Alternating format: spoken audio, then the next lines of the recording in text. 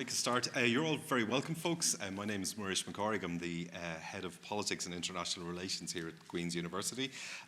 You're very welcome to our annual politics lecture. The Queen's Annual Politics Lecture represents politics and international relations as an established and distinguished and distinctive discipline at Queen's University Belfast. The lecture showcases cutting-edge research by world-leading scholars and practitioners whose expertise is widely disseminated and prominent in public discourses worldwide. In doing so, it highlights their groundbreaking research and global engagement for the benefit of Queen's students and staff, the wider Northern Ireland community and a global audience. The annual politics lecture is generously supported by the R.M. Jones Memorial Lecture Fund. Our lecture this year is presented by Professor Catherine de Vries, who is the most energetic woman I've ever met, given she was up at 5 o'clock this morning and arrived about an hour and a half ago, and I've given her a quick whistle-stop tour of the campus. And she's ready to go in a minute. Professor de Vries is Dean for International Affairs and Professor of Political Science at Bocconi University in Milan. At Bocconi, she is also a research associate at the Dondena Centre for Research on Social Dynamics and Public Policy, the CLEAN CLEAN unit for the economic analysis of crime of the BAFFI-CAREFIN Research Centre and the Bocconi COVID crisis. Catherine's work can be broadly situated in the areas of political behaviour, political economy and EU politics. Her work has appeared in leading political science journals such as the American Political Science Review, the Annual Review of Political Science, and very recently the Journal of Common Market Studies, and she has published several books with top university presses. She is working currently on a research project entitled LOSS, which is funded through a consolidated grant of the European Research Council, examining how economic hardship affects support for socially conservative political agendas. And based on this work, her lecture here this evening is titled Public Service Deprivation and the Rise of the Far Right. So, Catherine, thank you very much and welcome to the stage.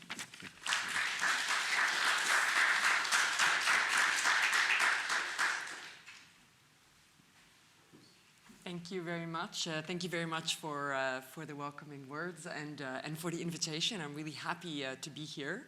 It's also really a pleasure to give a first rounded lecture. I have about 1.5 years left on the grant, and I think this is the first time that I'm trying to tie everything together.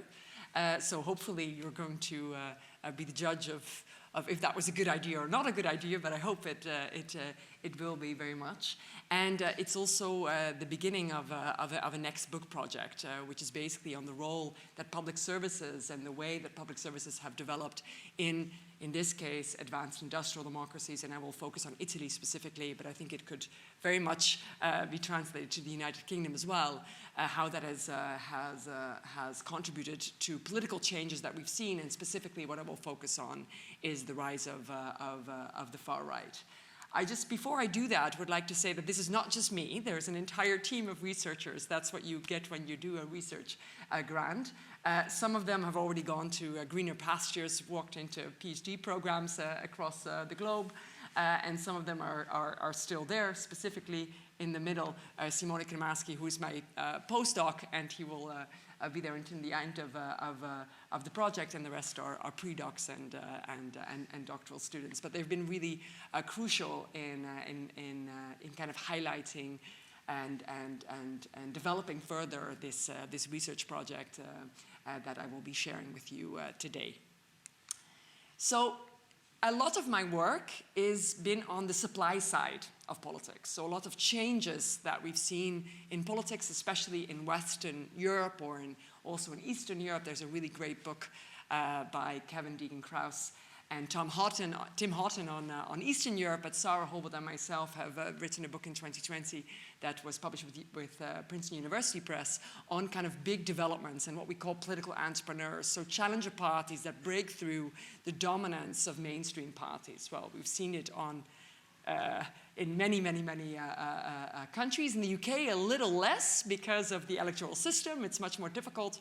But on the other side of the border, we've seen it, of course, also in Ireland with the rise of Sinn Féin.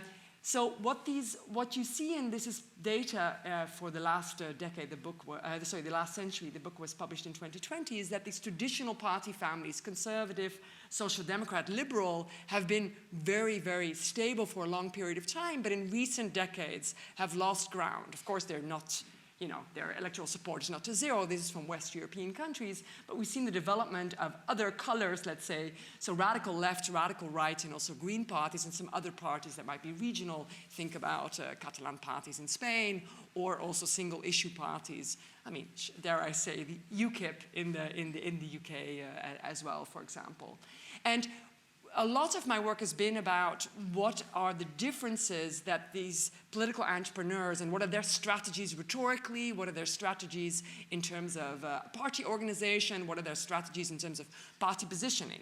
But I've worked much less, and that was the kind of starting point of the European Reaches Council grant, to think about, well, but who goes along with the demand, right? So if you have this new way of doing politics, maybe, which we highlight very much through policy entrepreneurship, think about issues that were not really on the agenda before, immigration, climate change, in the UK context, also EU membership, that can also have huge consequences when these issues get politicized, and often combined with an anti-establishment rhetoric, but it doesn't tell us which voters go along with these new political offerings. And so the big part of the project has been about thinking that through these issues, and particularly also thinking about structural changes in the economy that might be linked to that. And what we'll focus on specifically today is the role of public services, and I will try to explain why I think that's an important element. So basically, the challengers or the political entrepreneurs that we've seen that have been the most successful are far-right entrepreneurs. Far-right parties can be parties that are anti-immigrant, that are explicitly anti-minority rights, but it could also be parties that actually reject democracy as a whole, so that would have kind of a longer historical feature. Think about, of course, the rise of the Nazi Party in Italy, in Germany in the 1930s. The issue is with far-right parties, also from a normative perspective, it's very difficult to know, right? In my country where I live currently, a lot of discussions is about Giorgia Meloni, the Prime Minister, and her party, Brothers of Italy, which was, has a direct link to previous far-right parties in Italy. But the extent to which that party is ultimately anti-democratic is very difficult to know, because politicians have an incentive to at least not seem too extreme to voters, right? So think about issues like Donald Trump in the campaign versus Donald Trump in office. In Meloni, you see the different elements. She was actually more radical in the campaign than she seems to be in office, but it's also difficult to know, right? So I'm not going to talk about that again, but I just wanted to highlight that normative element to it as well, to the extent to which we think this is a threat for democracy or not. That's very much, it depends. That's kind of the answer to that. But what I want to focus on and want to kind of raise your attention on, we have seen the kind of breakthrough of also far-left parties in different elements, also green parties, but the most successful parties that have broken through have been far-right parties. And if we look at the predictions for the European parliamentary election 2024 that Simon Hicks is running, who is at the European University Institute, it looks like it will be another big win. For far-right parties, it's of course only in June, so we don't know yet what will come through. So this is, been a theme in especially European politics for a long time. So what were then the drivers of particularly those kind of parties? Not to say that no one has looked at the demand for these parties, right? So I think the drivers have very much to do with structural changes in the economy and two aspects of globalization that I've studied more or less as well. One is migration, and in the European Union also free movement of people within the EU. And the other part has been if the extent to which governments are forced through changes in the economy to implement certain cuts, for example. And that can be because of debt overhang. Think about Liz Truss and the entire discussions around that, but of course also in the Italian discussion, but also in, for example, the 2008 to 2012 Eurozone debt crisis, where a lot of cuts were implemented, especially in countries like Greece and Spain. So a lot of the work on who decides to support far-right parties has been basically of two slants, let's say. Material grievances, so exposure to globalization, trade shocks, changing labor markets, that creates more losers or rising in inequality, and people who have been, quote-unquote, left behind are much more likely to vote for far-right political offerings. Think about, in the UK case, it was very much the traditional red belt of Labour that moved to a more, let's say, identity politics of the Conservative Party under Boris Johnson. The same, the Rust Belt in the United States supporting Trump. Similarly, is a lot of support for Brothers of Italy in the south of Italy, for example, right? Another line of work has been very much about, well, it's also about people's sense of not just what am I getting, i.e. what is my economic positioning, but maybe also cultural concerns or communal concerns with rising immigration, with demographic changes, that people have the feeling that they are not in control of these things anymore. Think about the famous slogan in the Brexit campaign, taking back control. Right? You see that also in many far-right parties in continental Europe, that certain migration shocks, certain demographic patterns, also young people moving out of places, right, that might have fueled the far-right. Interestingly, me as a scholar and also having worked on people's interactions with government, either in corruption or in public services, what I thought was actually quite lacking was just a general kind of political set of variables. There's some of that, but not really consistently. And particularly the grievances that people might have with the extent to which politics is actually perceived as providing for them. Well, public services would be the most direct route into that. So there's been some work, Cavalier and Ferreira and the JOP, on housing changes in Austria and social housing and how that affected. There's been some work on congestion in hospitals, but it's not a very kind of elaborate field of study when it comes to the far right. So the particular argument, or our argument together with some of my co-authors, is that public service deprivation, and today I will focus when it comes to public services on access, not so much on quality of services, and maybe at the end I can say something about that I'm trying to develop data. It's much more difficult to find consistent data about quality of services across time, and you have to often go to perceptions. And then some of these are just cross-sections. We don't have them across time, so we can't really study the rise of something when we only have cross-sectional data at certain points in time. I will focus much more on access to public services and how that boosts the far-right support in direct and indirect way. And I will try to explain that a little bit further. And also just to give you a little bit of a sense, there's actually two kind of routes into this also for people who are younger and thinking about their research objects. One is that my father, who was a farmer in the Netherlands, and when the local post office closed and the local municipal area where he could provide wages for his workers on the farm, and he had to drive 20 kilometers to the other way to do that, he got very upset. I'm not saying that he kind of voted for the far right, but it was something that was kind of something that I realized, and maybe my own first interaction with politics. And it was very much about, I'm paying taxes and I'm not getting much in return for that, and actually my life is becoming much more difficult. And as the Gilets jaunes, so the yellow vests, developed in France, we had a version of that also in the Netherlands. I'm Dutch by origin. A lot of that was also about public services, right? People having to, it was essentially about having a tax on fossil fuels, but because people live in particular areas and have to go to a school and drop off their kids with a car, they have to go to work with a car, they might have to go, if they want to take the train, to the public station with a car, that of course affected certain people much more, right? So that was also very much carved out in terms of public services, so I started to think more about this. So I think also I'm going to focus on evidence from Italy primarily, because that's where I'm currently at, and we've also done a lot of work, but I'm also working with Sarah Hobbold, who's at the London School of Economics, a long-standing co-author, on NHS waiting lists in the UK, well, GB to be technically, being aware of being here in Northern Ireland. But last week in The Guardian, there was, had the Institute of Government outlining that actually public services and the state of public services are not very good, if that's even in a very nice way of putting it, in the UK. And actually, I think that's also another aspect that you see is getting into the political debate much more. So what we will do and how I will define public service deprivation is basically having low access to public services. That means that they're closed. In the case of my dad, what I was talking to you about, there's reduced opening hours of public services. So think about hospitals, right, in certain care that you could get, or GPs. There's larger distances, so that comes into the fact that you have to exert more effort in order to get to those public services, but it could also be congestion. There will be different ways of thinking about it. I'm not going to make a differentiation between that, but hopefully in the book we'll think a little bit more about different ways in which that might matter.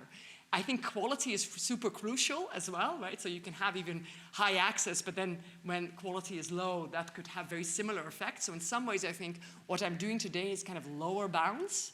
It's like the effects could be even larger if we're thinking about quality, I would think, right? But I don't have the evidence to back that up. It's a hunch for now. So what will I try to do? So I will try to outline why I think public services are important for thinking through the rise of the far right, and I will think that in a direct and an indirect way.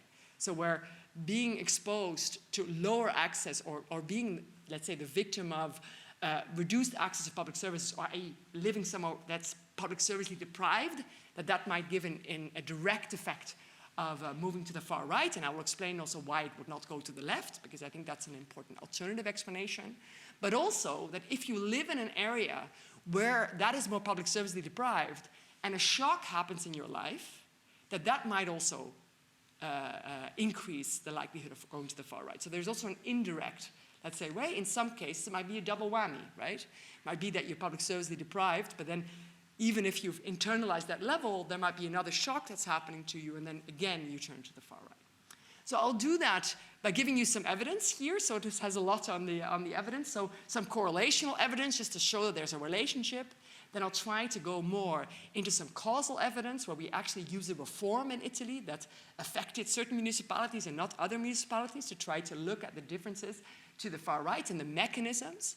And then in the last study, use a shock, and I'm not going to say too much about that yet, that increased economic and social hardship, or socio-economic hardship in a municipality, and that fueled the far right. And we've done a lot of qualitative, in-depth ethnographic work in these municipalities, and that's very much because we find basically that the same shock has an effect that's very different in a public servicely deprived municipality versus one that's not public servicely deprived, because people feel left behind, and this shock and the lack of government intervention in that shock is just another manifestation of the government not caring about you. And that's that indirect effect that I would like to talk about.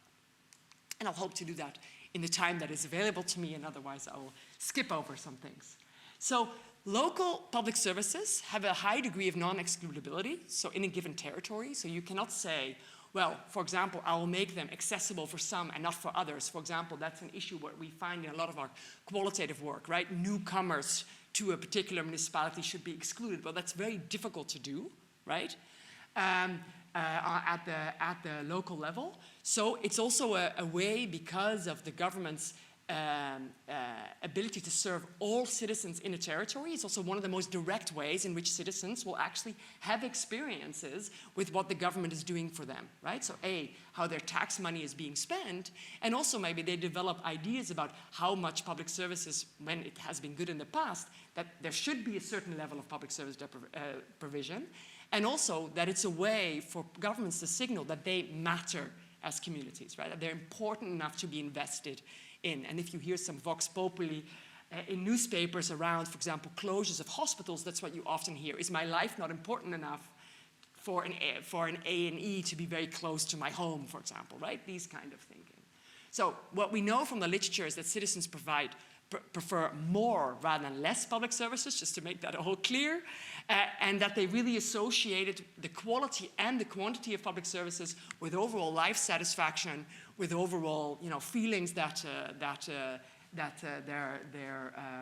the kind of social contract between the politicians and them is working. So, as I said, local public service provision is one of the most direct ways in which people interact with the state. It provides them evaluations of how taxes are being spent and perceptions of who gets their fair share of that tax money and who is neglected by elites. And it's also very important because in my other work, it's oftentimes not so easy for citizens, because we're not spending a lot of time thinking about politics, to actually form these evaluations. But because public services are so direct, i.e. you go to a school, you go to the train station, you go to the hospital, right? It's even for people who are not very interested in politics or highly sophisticated when it comes to politics, they can form these evaluations quite accurately. So if we think about being exposed, which is then low access to public services, what would be the electoral consequence of that? So what we are arguing or what I'm trying to convince you of, that public service deprivation defined as reduced accessibility to local public services, i.e. having lower office hours, them being further away, more congestion, right? These is the elements that go into lower access, increases support for the far right. Well, the first idea could be that actually this goes to the left. Right? So it would be that if access to public service is reduced, you would vote for a party that actually in their party program, right, provides ways in which we increase spending on public services. But what we actually know, and from a lot of trade-off research, right, that people would like to have high levels of public services, but they would not want to see an increased tax footing to actually pay for those services, right? So that is often the issue, that a lot of the time when we also give experiments to people, if you give them a left-wing message around public services, say labor is telling you this, that they often associate that with a higher tax burden, right? Even if labor might have been found other ways to deal with this by, for example, increasing corporate taxes or other forms of taxes, right? But also I think that there's maybe something structurally going on, that because people are very aware of fiscal tightening and high debt environments, and we saw that, for example, very clearly in the UK around Liz Truss. The Italians, I think, are also pretty aware of that, that you cannot increase the level of spending indefinitely. That oftentimes also these messages of the left lack credibility, right? Because even if you would say, I would increase to this extent, well, where's the money coming from if you can't borrow, if you can't increase public spending, right? So if, and now he's not saying a lot about it, but Keir Starmer is being pushed on how he's going to pay for lots of the increased spending that he's, oftentimes, the second question is about the debt level, right? And how is he going to finance that, and et cetera.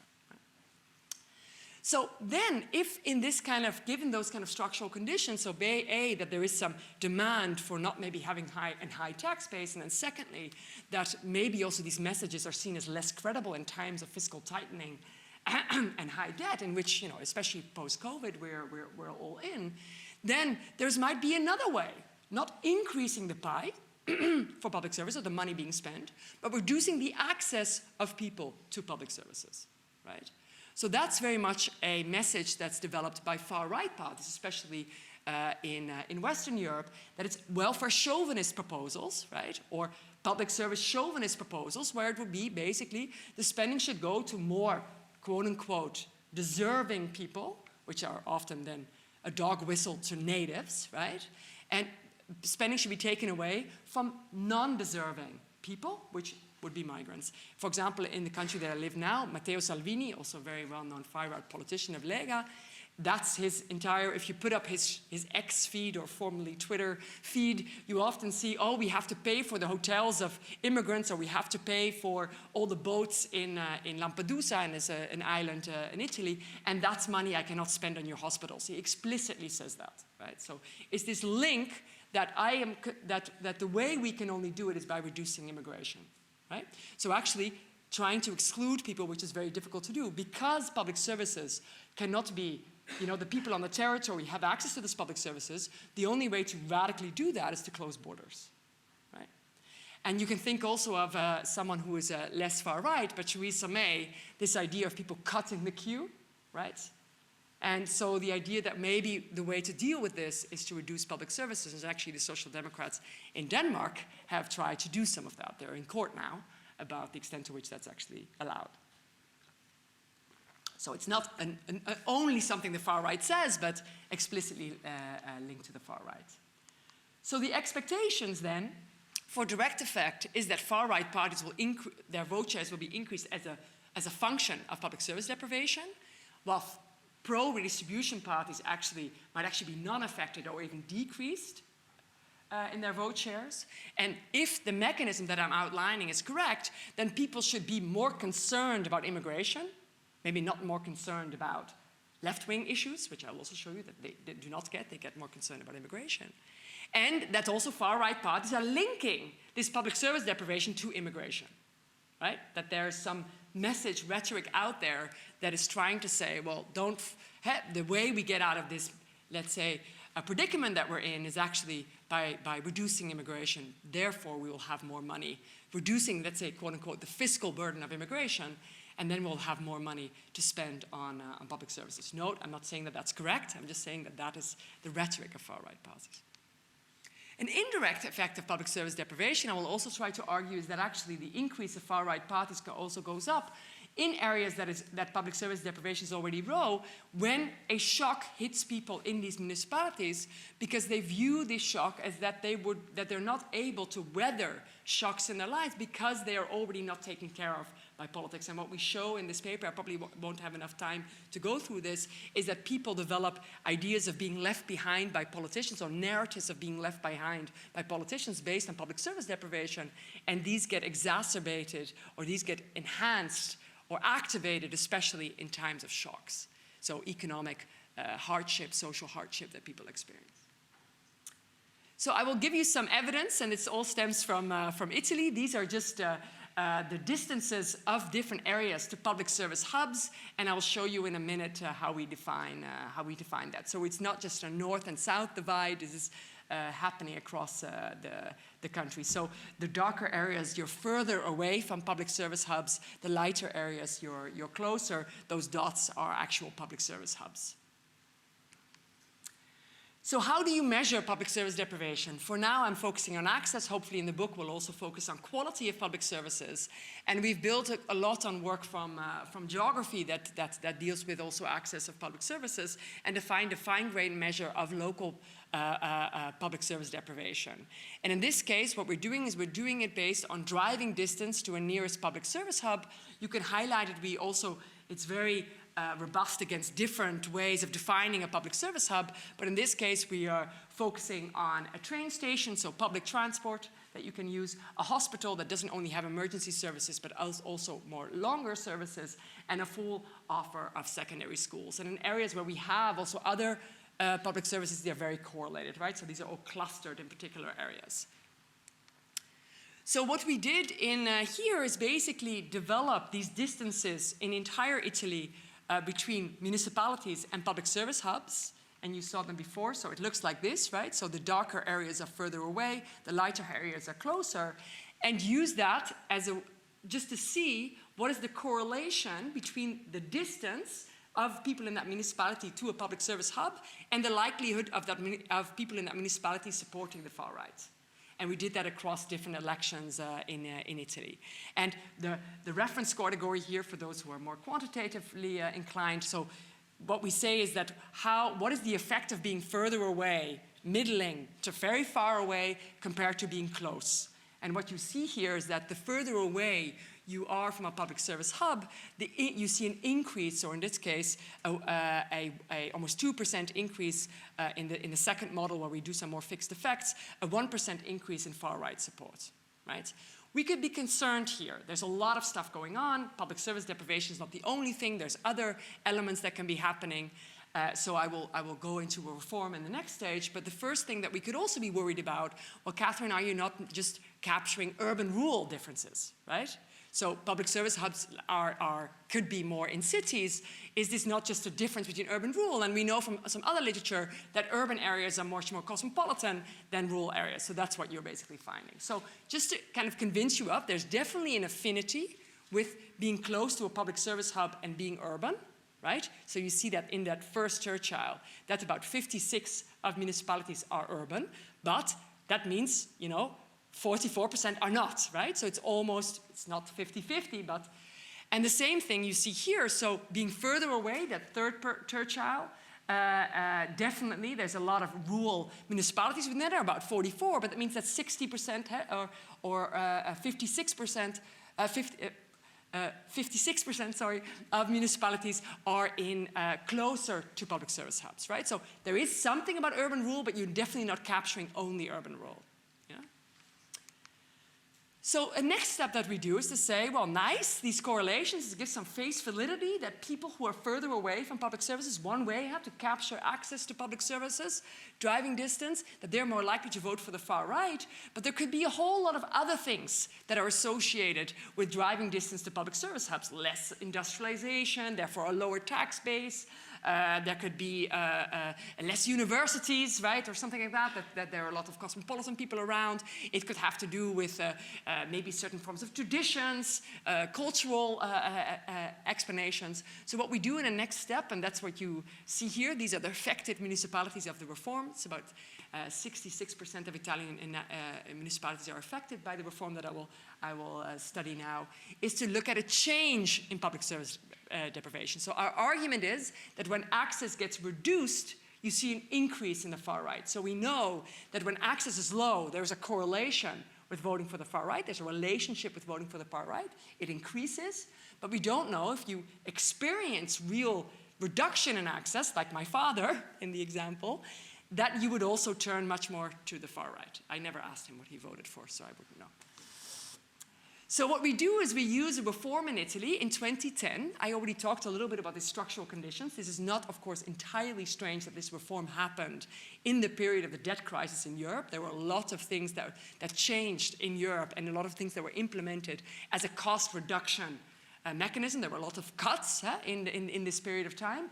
But in 2010, there was a reform in Italy where municipalities were forced to share public services. So that sounds nice, but what it effectively meant is that two municipalities would share public services. The public services in one municipality were shut down, and they were kept open in the other municipality, because that's also much easier to do. We've done a lot of in-depth interviews with mayors. To develop new joint public services is inefficient, right?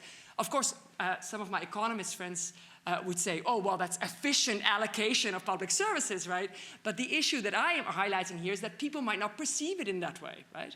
That people perceive that the government might not be caring about them, right? And it might be spending on other things. So municipalities in Italy are responsible for providing a plethora of local services like collection of disposal of waste, policing, public registries, they also schooling, etc. They manage about 10% of that public expenditure that's coming from the central government.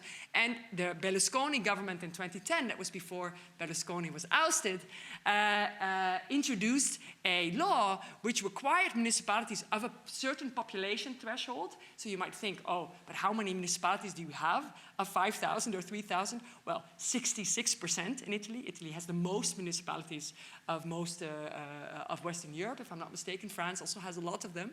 So it was a way in which they didn't want to merge municipalities because that's very difficult. Many people are against that. But what they wanted to do is to create at least some economy of scale on public services. And they forced these municipalities, the law was introduced in 2010, by the 1st of January 2013, to at least provide 3 public services jointly, and then more in September 30th in 2014, and if they didn't do that, they were fined. There were some cases, which we include and exclude, where there were organizational problems to actually do it, and that usually had to do with problems in the municipality, or there were 2 municipalities that didn't have similar, or they couldn't agree on this, but it didn't happen in many. But there were some, I think about 200, and there were about 116 that were fined, but ultimately most municipalities complied to this reform, and we do all kinds of robustness checks to deal with that. So it affected about 2/3 of Italian municipalities. So what we can do here is we can link, at the time that these municipalities are jointly implementing these public services, and I will show you in a minute that it really reduced the hours of policing, for example. It reduced the amount of garbage collection happening in the municipalities, or i.e. it really was a reduction of access to public services. And actually, we also have some evidence, because the Italian government also created some scales of quality, perceived quality by the Italian government. It also reduced actually the quality. So if you would think that, from the economy perspective, that it would be an efficient thing to do, it didn't seem to have been the case. But what you can do now is get a change in public services. So, i.e., you're in a municipality where your public services are being reduced, and what is the political consequence of that particular reduction? So we have electoral returns of these municipalities. We have the data on public services, and these are indices measuring the provision of garbage collection, policing, and registries. We have some more things as well. And then what we can also do is, if our idea is correct, that it is about the rhetoric of far-right parties that are providing rhetoric where they're saying, well, this public service reduction is coming at the expense of more spending about immigration, that in these municipalities concerns for immigration should go up, and also far-right parties should increase this type of rhetoric.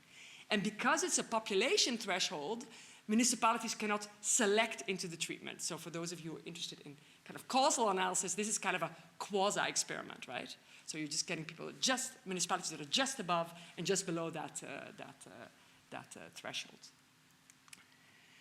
So, I mean, I wouldn't probably be standing here if the effect was not in line with what I've been arguing, but what we see is now having really not looking at just a correlation, a relationship, but really looking at, well, you are treated, let's say, you were affected by public service deprivation, and then these municipalities compared to municipalities who did not have any public service deprivation, or where the services just stayed the same, do we see an increase in the far right in affected municipalities by the reform?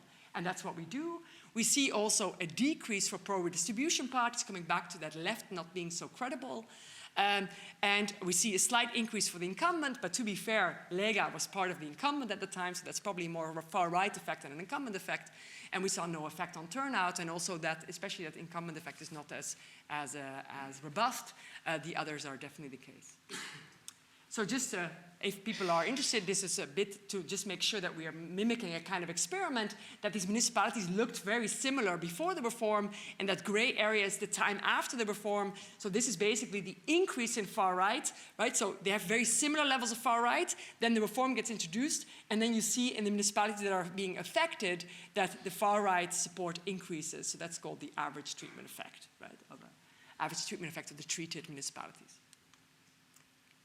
So in order to kind of gauge this idea that it might be because far-right parties are giving a particular kind of message around more welfare chauvinism, fiscal burden of immigration, i.e. creating this trade-off between natives and newcomers, quote-unquote, immigrants when it comes to public spending and being the recipients of public spending, and therefore, because you want public spending, you don't think it's credible that public spending can increase, right? Which we talked about. That maybe one way to do it is just to reduce the inflows of immigration into your municipality, so that you don't have people who quote unquote cut the queue, right? As I said, I don't agree with that. It's just the way that in the rhetoric that's being put forward. So what we do here is we rely on Italian election survey data that has a whole set of questions asking people about immigration and concerns about immigration, the extent to which they feel that immigrants are threatening the Italian culture and identity, and the extent to which they feel that immigrants are threatening the employment of natives. So on each of those three things is what we find is that in municipalities that are being affected by the reform, i.e. where public service deprivation increased, people are more concerned about immigration, more likely to say that immigrants are a threat to culture and identity, and more likely to say that immigrants are a threat to employment. Then just for the face validity, well, if this is really what's going on, we should also find that far-right parties, in that we use manifestos, but we could also use Twitter data or X data. What we do here is manifesto to make it comparable across different parties. Who is talking about public services? So what you see in the period before, that actually what we would expect, pro-redistribution parties more, or at least equal to far-right parties, are talking about public services. But very interestingly, in the year just after the reform, right, where it was implemented, we see that the far-right is talking much more about public services, or talking more about public services than pro-distribution parties. And a qualitative coding of what they say, it's exactly similar to what I said the Salvini quote was, i.e. this had to be done because there is this fiscal burden of immigration, right? So it gives also the solidity that supply was there that people could react to. I'm cognizant of my time. You're okay. I'm okay? Okay, good. So that basically gives us this first set. So there is a relationship between public service deprivation and far-right vote. This also, you know, pertains when we start to look at it in a more causal way, when we try to kind of almost utilize a natural experiment based on this reform. And it seems to be that concerns about immigration are being increased, and the rhetoric of far-right parties. Note, I also have other, I don't show it here, other items about social policy and left-right and so on. And actually people become less supportive of universal social policy being affected by the reform. So they really are much more welfare chauvinist than they are universally welfare supportive. And they also place themselves more on the right, on the left-right scale than on the left. So it seems to be really, just we don't do it only on these measures on immigration. And the last part is, well, that direct effect of public service deprivation, hopefully that I've convinced you of the far right, could it also be that basically people who live in municipalities that are public servicely deprived, that then when shocks happen to them, that they're also much more likely to go to the far right than to go to the left, right? So it creates basically, because people feel that the government is not taking care of them in a crisis, this might also lead people to move to kind of, let's say, more extreme policy options, yeah? So what we use here is in Italy, it's a very sad story, to be really honest.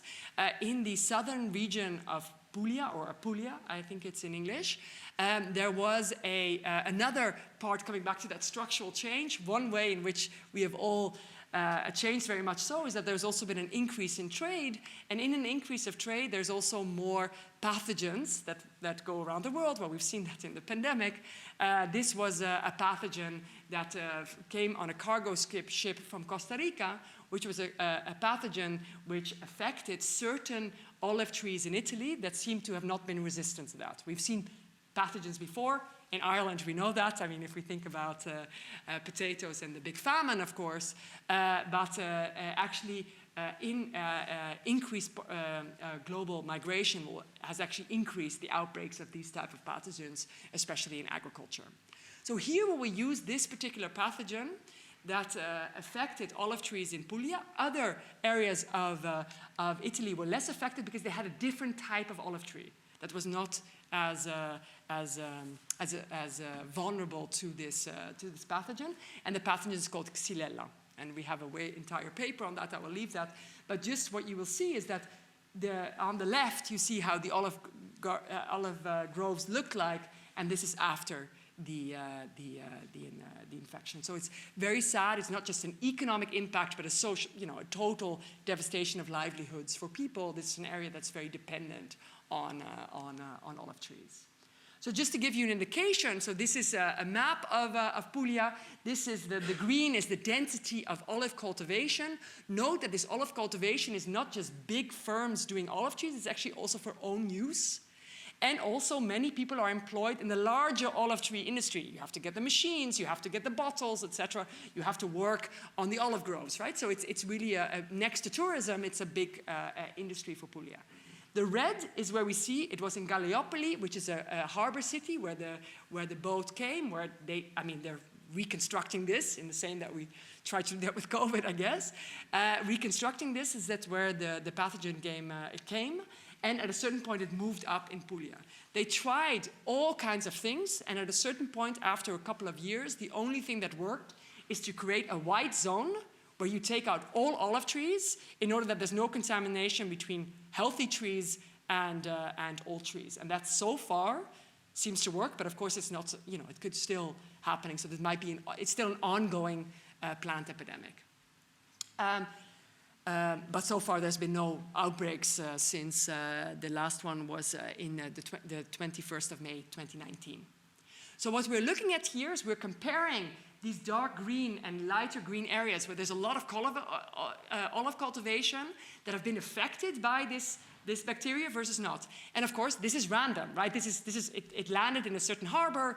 All of these trees are the same. Some are just closer proximity, right? We also can control for a lot of things, which we do, but this stays robust. So what we're trying to look at is if the effect of this Xylella outbreak, which we show in another paper, everything I studied seems to be in rise to the far right. So just being exposed to this already increases your exposure to the far right. But from a public service deprivation perspective, I'm interested in if municipalities that were already previously public servicely deprived because they were affected by the 2010 reform, if they are also more likely to move to the far right, and why, right? So just the socio-economic impact of Xylella. So it reduced income, but it reduced it somewhat, but not as much as you would think maybe with the plant closure, because as I said, a lot of this is also for own olive cultivation. This year, price of olive oil extremely high, but it has a socio-economic impact. But interestingly, it has also an impact in that actually that younger people left the cities, and we also have some evidence that it increased suicides. So it's very much this kind of crisis that you see with deindustrialization, which happens across a long period of time. People lose money, young people start leaving, and also ultimately it might lead to what's called deaths of despair, right? So the idea that, you know, your situation is not well. But the interesting thing in this case, very sad for the municipality, but interesting from a research perspective, is that it happens very quickly, right? So it happens 5 years after the infection. So you can trace real-time the political consequence of this. So what we do is we show, there has been a socio-economic impact. By the way, we did our ethnographic work, and that came out very strongly, how important this was for people. It's been also, if you will be Italian, everybody kind of knows this outbreak. So what we try to do is to see, well, those municipalities that were affected by this are, you know, what is the direct effect of this? As I said already, this increases the far right, it decreases far left support, and we find also a slight increase in turnout. So people are very aggrieved about what happened to them, and they want that to be solved. But the political answer, which we explain in another paper, is to go to the far right. But what we're particularly interested in here is what is then the conditioning role of public service deprivation. So if your municipality is hit, but was already long-term public service deprived, do we see an increase in moving to the far right? Well, this is also the fact. That's what we see. So here on the x-axis, we have this distance to public services from the previous study, in the first study that I showed to you, and then the effect on the far right. And what you see is that in non-public service deprived areas, there's actually no effect to the far right. It's really concentrated on being further away from a public service hub. We also used a lot of machine learning algorithms to make sure that it's nothing else. We residualized public services from a whole set of other things that we can do, so like estimating the effect of tourism, the effect of a whole set of other characteristics of the municipality, and this really remains robust. So the question is why? So what we do is we combine, next to this quantitative area, and I don't have enough time to go through that, but I'll give you a little bit of a flair of that we go and choose cases where we inductively try to understand through ethnographic work what happened in these municipalities. And what we do is we basically take a case, so this is like in the way that you've been affected by this reform, we know it goes to the far right. We choose not based on public service deprivation because we want to check if that played a role, right? We're agnostic about it before we go into the field. We choose a municipality that has a huge effect to the far right based on the exposure to Xylella, and one that has a much lower, among the lower effects, to try to understand what the difference is between the two. And guess what? What people highlight is basically the fact that they've been public service deprived for a very long time. This, in some municipalities, leads to the idea that this is a conspiracy theory against them. So they're doing so badly. This does not come from Costa Rica. It came from planes, from Rome. Like, you know, this entire kind of idea that we were really undercut by politicians. That's the extreme form. But the majority of people say, this isn't luck. This happens to us all the time. We always are on the short stick of politics, and this time they didn't help us. So what we also got is to say, look what they did with COVID. They closed down the entire country, and when this happened to our olive trees, it took them 4 years to get you know, these kinds of rhetoric. So I'll just give you two elements. So what we basically go through this ethnographic work is to say that in public service deprived areas, you have a left behind narrative that develops, and almost everything that happens to the municipality that has any political flavor gets perceived through that left behind narrative. So also as a politician, I don't really know what you, as a mainstream politician, what you could do, because they're very, very concerned about mainstream politicians not taking care about people like them. And what we will do now is also go back, now that the far right is in government, we will go back to these municipalities to try to understand now is the party that they chose, right? The alternative party, the extreme party, how do they perceive that now, right? Are they still getting the short stick? But I haven't done that fieldwork yet.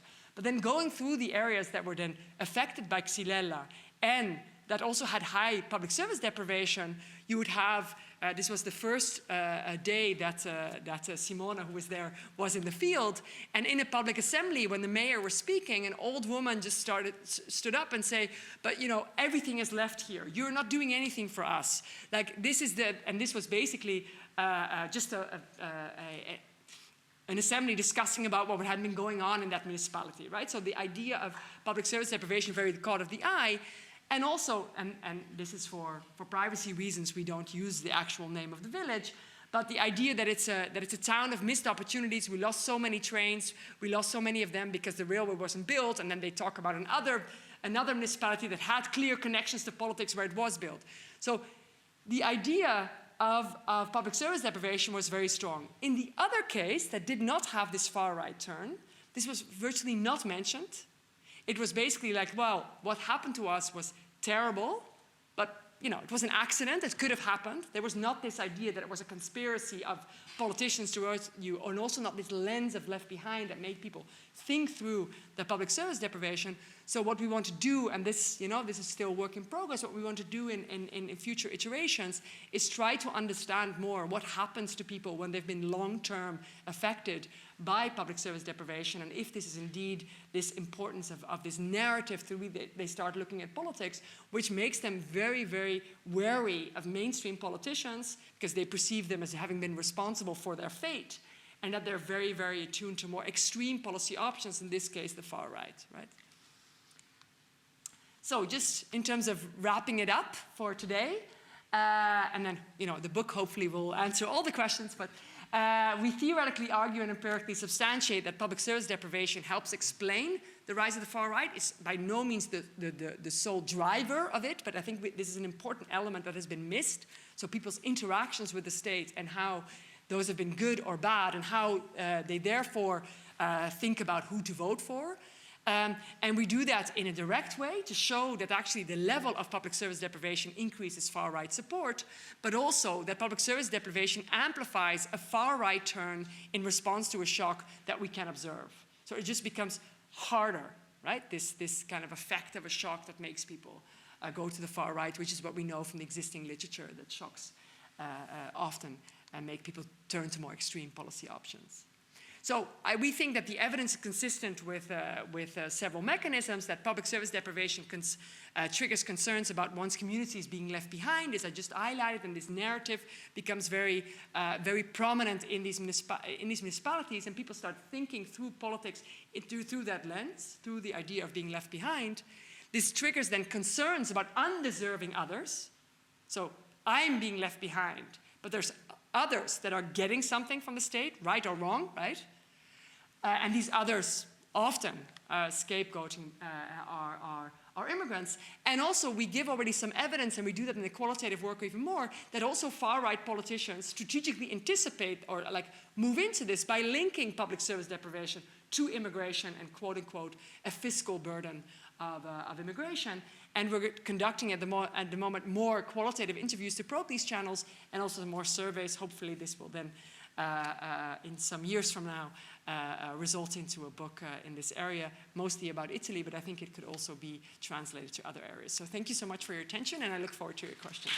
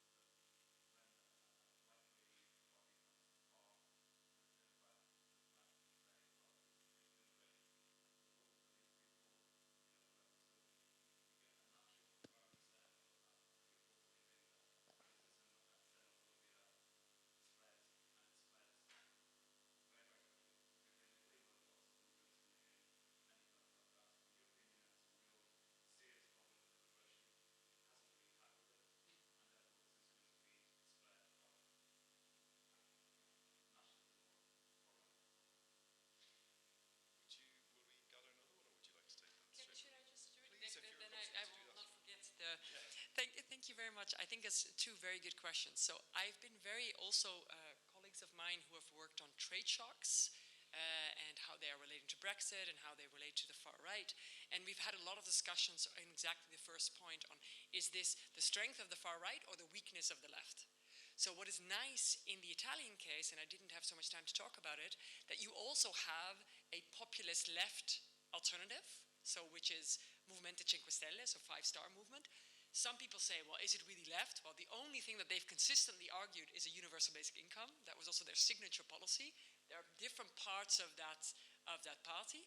But in this case, at least, I think there's definitely structural relationships with the left, with the, let's say, normal labor left or the Democratic Party in Italy. But interestingly, here we at least are able to do it in a case where there would have been a left, like a far left or populist left alternative, and people decided not to go for that, even though you saw it in Spain, you saw it in Greece in the debt crisis. But I do think that it's more difficult to, which I try to say in the talk, and hopefully that came through, that structural conditions in the global economy make it very difficult to credibly argue that we could increase social spending. The way you need to do that, like you probably cannot increase spending because of market reactions, which we saw in this stress, but we also saw in Italy when it put out, had this bank levy tax in the summer.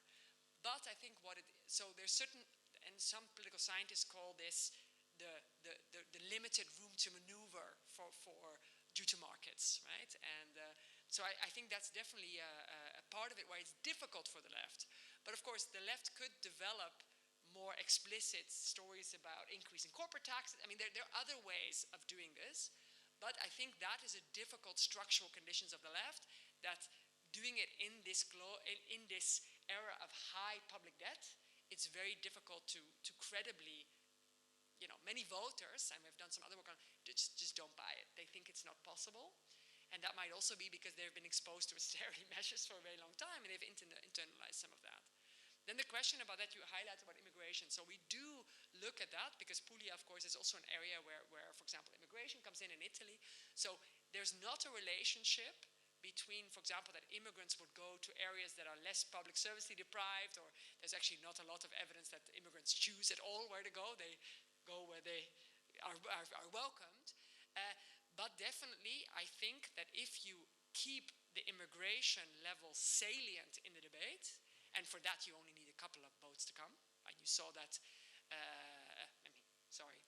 Suella Braverman is doing very similar things in the UK.